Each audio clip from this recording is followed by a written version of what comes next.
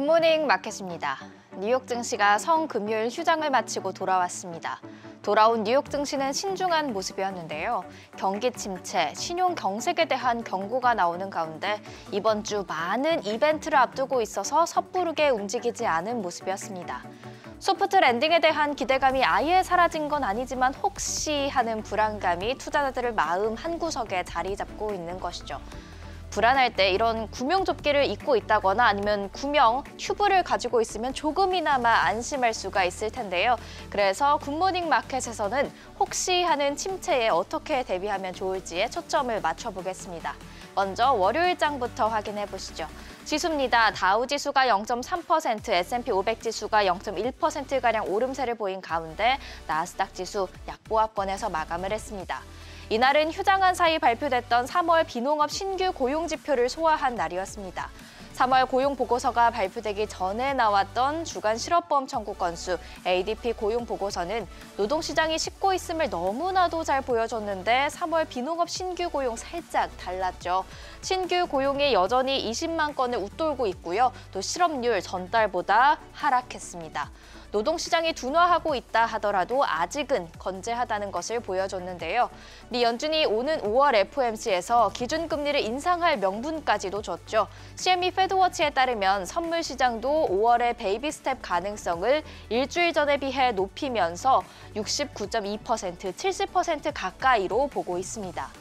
다만 연준은 3월 소비자 물가지수, 생산자 물가지수를 더 중요하게 볼 것으로 예상이 됩니다. 이안 리젠 BMO 캐피털 금리 애널리스트는 연준의 금리 인상 여부는 3월 CPI에 달려있다 이렇게 밝혔죠.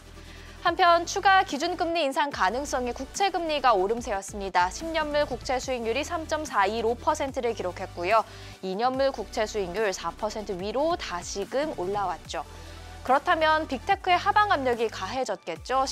시가총액 상위 종목에 빨간불이 많이 들어와 있는데요. 시총 1위 애플이 1.6% 하락했습니다.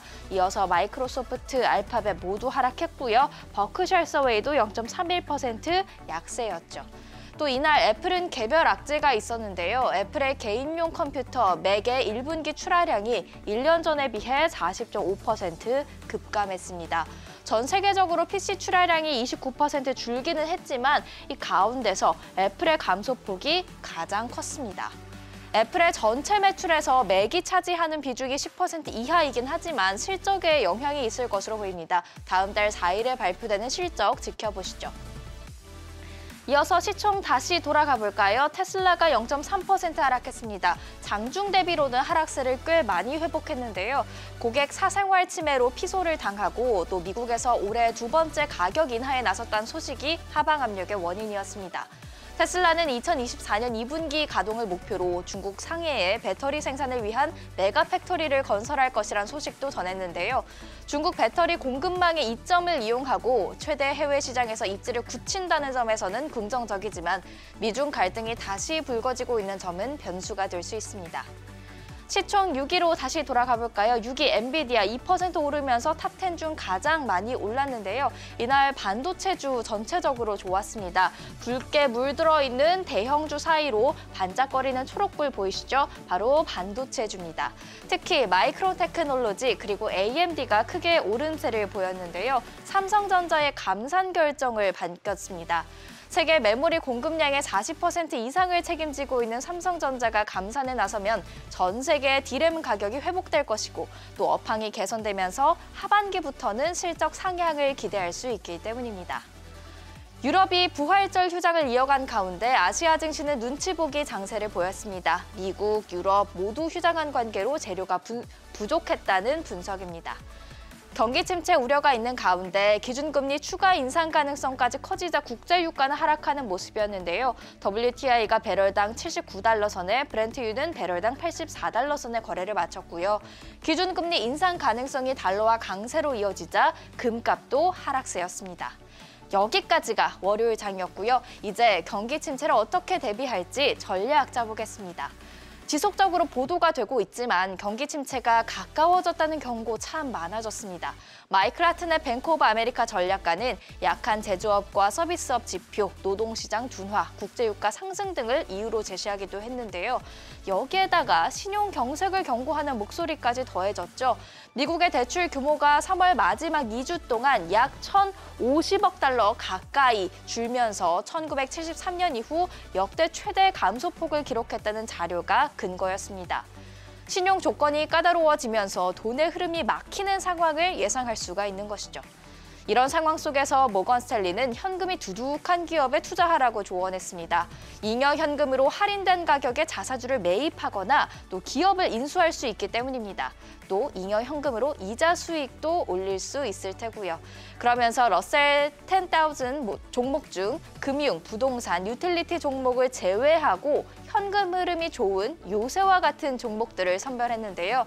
이 중에 페덱스와 하스브로가 보입니다. 이 페덱스와 하스브로 구조 조정을 통해서 비용 감축을 하겠다 이렇게 밝히기도 한 기업들이고요.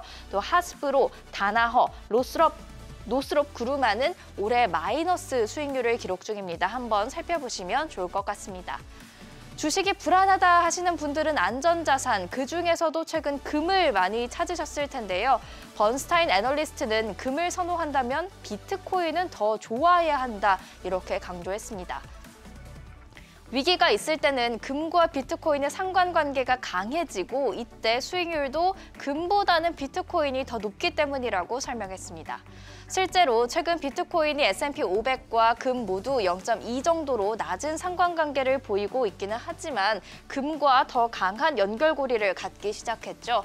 사실 가상자산 투자자들은 가상자산이 디지털 금이며 또 주식 하락에 해지할 수 있는 수단이라고 자부해 왔는데요. CPI 발표를 앞두고 웬일인지 비트코인 상승세가 심상치 않습니다. 현재 오전 8시 기준으로는 3,900만 원대까지 올라섰는데요. 상승 원인이 정확하게 밝혀지진 않은 가운데 CPI가 하락했을 것이란 기대감이 동력일 것이란 의견이 있습니다. 침체가 본격화되기 전 주식 이외 다른 투자처도 살펴보시면서 안전수단을 마련해 놓으시면 이 불안한 마음 조금이나마 잠잠해지지 않을까 싶습니다. 지금까지 굿모닝 마켓이었습니다.